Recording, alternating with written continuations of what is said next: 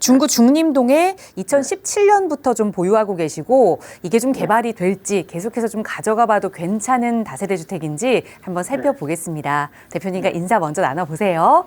네, 안녕하세요. 안녕하세요.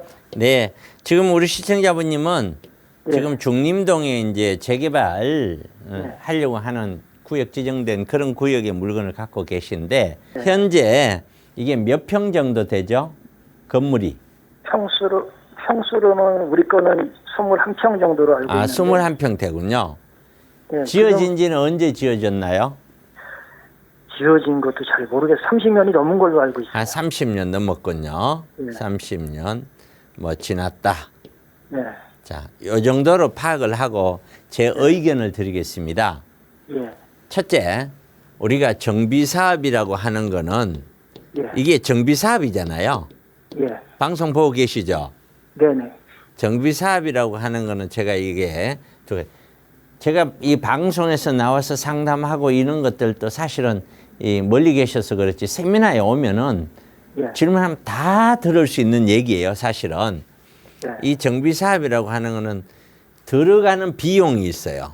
사업을 그렇죠. 하기 위해서는 비용이 들어가야 되고 나중에 또 수익이 나와야 되잖아요. 예. 이게 같아야 되거든요.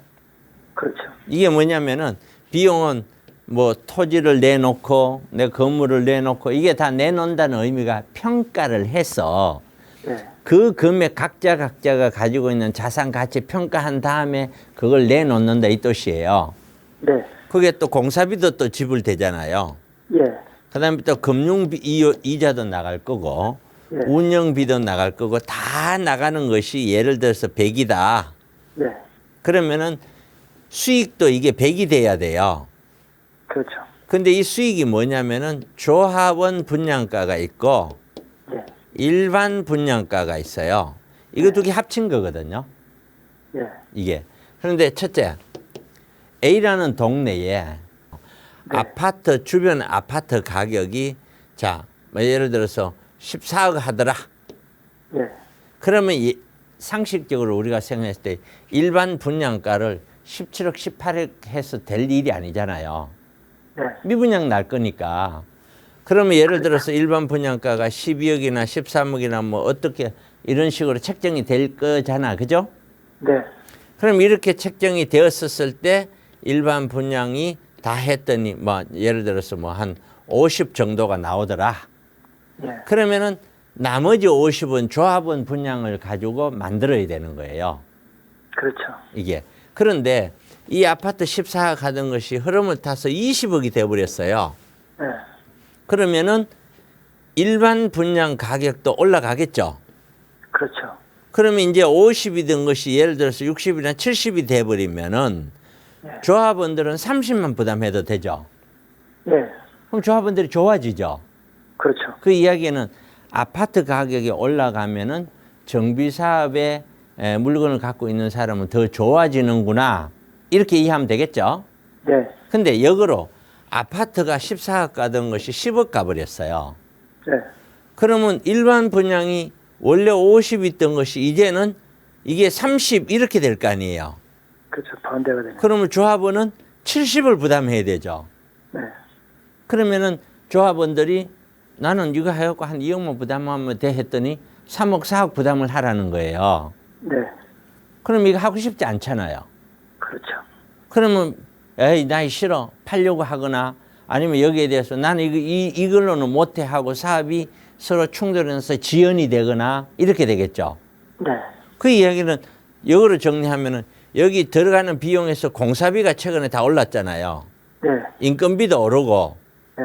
그럼 이렇게 오르기 전에 계산을 했었을 때는 이게 한 100 정도 되는데 갑자기 올라보면 이게 120이 돼버리면은 이것도 120이 돼야 되잖아요. 네. 그러면 여기 되고 일반 분양가를 더 높여야 되는데 아파트 올라가면 상관이 없는데 떨어져 버리면은 이거는 더 올리는 게 아니라 더 내려야 되죠. 네. 그러면 조합원은 이중으로 더 부담을 해야 되죠. 네. 결과론적으로 아파트 가격이 올라가는 시점에는 이런 재개발이나 재건축 같은 것들이 좀 원활하게 갈 수도 있고 가져요. 실제로 또 조합원들에게 혜택이 많아지고 네. 그러나 아파트 가격이 떨어지는 시점에는요, 그 반대예요. 더 어려워져요. 거기에 공사비까지도 지금 올랐잖아요. 맞아요. 그러니까 이중으로 더 어려워지는 거예요. 그러면 결국에는 여기뿐만 아니라 다른 지역도 많은 지역이 재개발이 지연이 되거나 지지부진 흐름을 갈 확률이 높아지죠. 네. 그다음에 또 하나는 이렇게 되면 사업 자체도 착착착착 진행이 되는 것이 아니라 조금 아까 얘기했듯이 반대하는 사람도 많고 이렇게 동의율도 이게 확 들어오질 않는단 말이에요. 네. 왜냐하면 동의할 때 하자 이게 아니라 이거 하면은 대충 어느 정도는 수익이 있을 거야 이런 구두상의 말들은 떠돈단 말이에요. 네. 근데 그런 것들이 아파트가 떨어지면 점점 어려워지는 거예요. 네. 그렇죠? 예. 자, 그것이 기본 원칙이에요. 그럼 첫 번째, 지금 아파트가 올라가는 시기인가요? 내려가는 시기인가요? 지금 현재로는 저는 거의 2027년 전후, 27년 전후 그 정도 가야 이번 아파트 하락의 바닥권역이 되지 않겠느냐라고 봐요. 네. 저 개인적으로는. 네. 뭐 사람마다 의견은 달라질 수 있는 건데 그렇죠. 적어도 저는 그렇게 보고 지금까지 제가 봐온 것은 거의 다 맞았어요. 아, 이게 2019년 지나면서부터 아파트 사지 말라고 했고 떨어지니까 올라가더라도 못 팔고 떨어지니까 의미 없으니까 결국에는 그렇게 됐다가 반등을 할 거라고 했고 반등했죠. 그러나 또 떨어질 거라고 해서 지금 또 떨어지고 있어요. 이걸 다 사전에 다 말씀을 드렸던 거거든요. 예, 예. 그러니까 첫 번째는 어쨌든 흐름으로 보면은 아파트가 하향 흐름이니까 여기뿐만 아니라 재개발 쪽은 일단 안 좋은 거죠. 그게 하나가 일단 나왔어요. 예. 자, 그다음 두 번째는 그러니까 뭘 하나 분석할 때 한 가지만 갖고 하는 게 아니에요. 뭐 지역이 어떠고 저떠고 그거는 맨 나중이에요. 자, 그다음에 두 번째는 어떤 게 있는지 보면은 자, 지역적으로 봤었을 때 이 지역이 이러한 지역이거든요. 여기 개발이 대충요. 예. 이 지역이 과연 사업성이 있나 없나. 이거는 뭐냐면은 조합원들이 총 몇 명인데 앞으로 아파트를 짓게 되면은 대충 몇 세대를 지을 수 있을까? 그래서 일반 분양분이 많이 나올까 적게 나올까 안 나올까 이런 문제거든요. 예. 이거는 사업성하고 직결되잖아요. 그렇죠. 그런데 이 지역의 조합원 숫자는 저도 정확하지는 않아요. 예. 제가 알고 있기로는 거의 한 300명에서 한 400명 정도 되는 걸로 알아요. 예. 그런데 문제는 작은 빌라를 가진 사람들이 여러 명 있어서 숫자 나는데 이분들도 전부 다 아파트 한 채씩은 열 몇 평 가져가라면 안 가져갈 거 아니에요. 그렇죠. 25평이든 30평이든 지어서 가져가라 돈을 내고 해야 사업을 진행할 거 아니에요. 예, 예. 그러면 그렇게 간다고 했었을 때 여기에 몇 세대나 지을 수 있느냐. 예. 대충 봤었을 때는 제가 판단했을 때는 한 600에서 한 700여 세대 안 될 것 같아요. 아, 느낌에. 아, 물론 3종이에요. 그죠? 네. 또 2종도 섞여 있어요. 아, 이런 저런 걸 다 감안해 보더라도 그러니까 제가 드리는 말씀은 추정치란 얘기예요. 그렇죠? 예. 추정치인데 다 계산해 보더라도 일반 분양분이 아주 많이 나올 것 같지는 않다. 분명히 여기에서 가깝고 하지만 예. 그리고 다세대를 가진 사람들은 그만큼 내놓는 것이 적기 때문에 추가 부담금은 많이 내야 되겠죠. 자, 그렇기 때문에 이런 다세대가 많이 밀집된 지역의 재개발은 이게 그렇게 사업성이 잘 나오기가 어렵다는 거예요. 예. 자, 그게 이제 두 번째예요. 네. 그다음 마지막 세 번째는 지금 현재 얼마 정도 시세라고 하던가요? 지금 한 7억, 8억 얘기하는 것 같던데. 7억, 8억이면은 이거를 시세는 호가는 얘기해도 구입할 사람은 없을 거예요. 이거 전세는 지금 얼마 정도 놓고 있죠? 지금 월세로 60만 원 받고 있어요. 전세를 놓으면 얼마 정도 받을 수 있어요? 우리가 맨 처음에는 1억 3천인가 받고 있었는데요. 그렇군요. 지금 월세로 돌렸어요. 그만큼 낡았다는 거잖아요. 예를 들어서 전세가 한 1억 5천 정도 갈 수 있다. 예. 그리고 지금 말씀한 게 21평이다. 예. 등등을 혼자 상상을 해보면은 저 혼자 이거는 나중에 평가를 받을 때 이거는 상상이에요. 구체적이지 않아요. 예. 예. 만약에 제 생각대로 3억이 안 나온다면 네. 7, 8억이면 이미 프리미엄이 4억에서 5억이 붙어 있는 거예요. 예. 예. 그러면은 이걸 구입하는 사람 입장에서는 지금 프리미엄을 4억을 더 주고 샀어. 예. 그러니까 묶이는 돈 자체가 거의 6억대에 묶인다는 거잖아요. 5억, 6억. 그렇죠. 묶였어.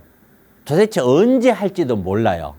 동의받고 물론 10년, 15년 보면 되지 않겠느냐 하는 기대는 갖고 있지만 아까처럼 지금 하고 있는 애 있는데. 네? 지금 동의받고 뭐 추진을 하고 있어요. 글쎄요. 그런 어떤 아파트나 이런 경기가 좋은 거 하고 또 물가가 안 오른 거 하고 지금처럼 경기가 나빠서 아파트 떨어지는 시기에 물가하고 인건비 올라가는 시기에 이거는 계속 안 좋다고 그랬잖아요, 제가. 네. 그런 시기까지 감안한다면은 이 사람이 도대체 이걸 넣고 10년, 15년 뒤에 얼마를 벌어야 물론 여기에 추가 부담금 또 있겠죠? 그렇죠. 제가 봤을 때는 이 30평대 기준으로 추가 부담금이 아무리 안 가도 7억에서 9억은 갈 거라고 봐요. 저는 아무리 안 가도. 예. 그러면은 지금 사는 사람 입장에서는 7, 8억을 주고 8, 9억을 넣어버리면은 돈이 15억에서 16을 넣잖아요. 네. 최소. 그러면 여기가 도대체 얼마가 돼야 돈이 남냐라는 거거든요. 네. 그렇기 때문에 저는 저한테서 찾아와서 재개발 물건을 사달라는 분들도 이런 물건은 저는 안 사줘요. 네. 제 개인적으로는. 네. 그러니까 이거는 어떻게 보면은 순수하게 이렇게 상담하는 사람들의 생각이에요. 그렇다고 이 생각이 막연하게 내 생각은 그래요. 이걸 떠나서 나름대로의 경험치를 가지고 기타 베이스를 하고서 하는 거예요. 네. 그러면은 자 매수자 입장에서는 의미가 전혀 없는 물건이라면은 매도자 입장에서는요. 7, 8억이라면 파는 것이 답이죠. 네. 맞죠? 네. 그렇게 결론을 낼 수 있는 거예요. 네. 이해 가시죠? 이게 네. 진행이 되고 있다 하더라도 마찬가지예요. 조합 설립까지 갔다고 하더라도 마찬가지예요. 이거는. 이게 조합 설립 때문에 더 좋아지지 않겠느냐. 네. 어느 누군가는 이걸 가지고 더 좋아질 거라고 잘 모르니까 그냥 듬뿍 샀다가 그 사람 돈을 까먹겠죠. 네. 그런 사람들은 나타날지 몰라도 네. 그런 사람들에게 팔 거라고 생각하고 끌고 갈 수는 없잖아요. 일반적인 베이스를 가지고 가야 되니까 이거는 제 생각에는 이 정도 시세라면은 이게 뭐 4, 5억이라면은 또 모르겠는데 네. 7, 8억이라면은 저는 안 하고 싶다. 그래서 갖고 계시는 분은 이 정도 가격이라면 팔 수 있으면은 팔아버려라. 매도하는 게 그럼요. 맞다. 저는 그렇게 말씀드릴게요. 네네. 네, 고맙습니다. 네, 수고하세요. 네.